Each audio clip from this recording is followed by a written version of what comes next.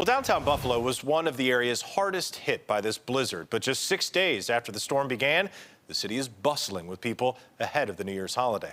Our Tara Lynch is in downtown Buffalo tonight, where she talked to people who made it out this evening. Tara? Yeah, Jackie and Dave, it's a much different picture down here than even just a few days ago.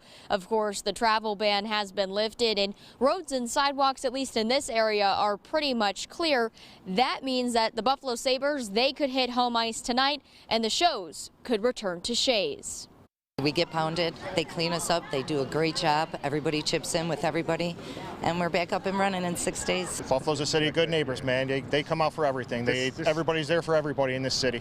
Buffalo is digging itself out of tragedy once again. The ferocious storm left western New York covered in snow that's taking days to remove. Paula Gideon didn't get plowed out fully until Wednesday. Our power went out again for the second time Wednesday, but it came back on, so my brother and sister from out of town and other local family, we were able to finally celebrate Christmas at my home on Wednesday. 6 days ago, I was stuck in my house with my mom and my sister, so now I'm very impressed that downtown has recovered so quickly. Mike McGowan drove to Buffalo from Boston, but it took him 3 days to get here because of the storm.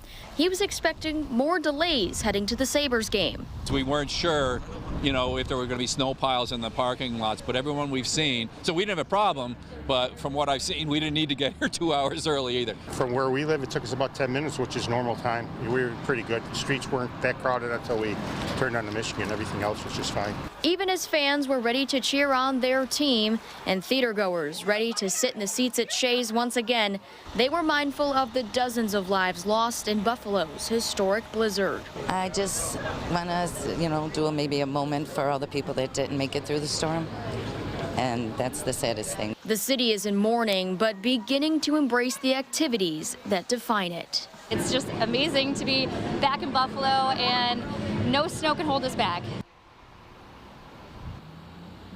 Yeah, the cleanup is continuing across the city, and of course across Erie County there's still that travel advisory in place, but Western New Yorkers say they know there's going to be another storm, but for tonight they're just grateful to be getting back to normal. For now, live in the Theater District, Tara Lynch, News 4.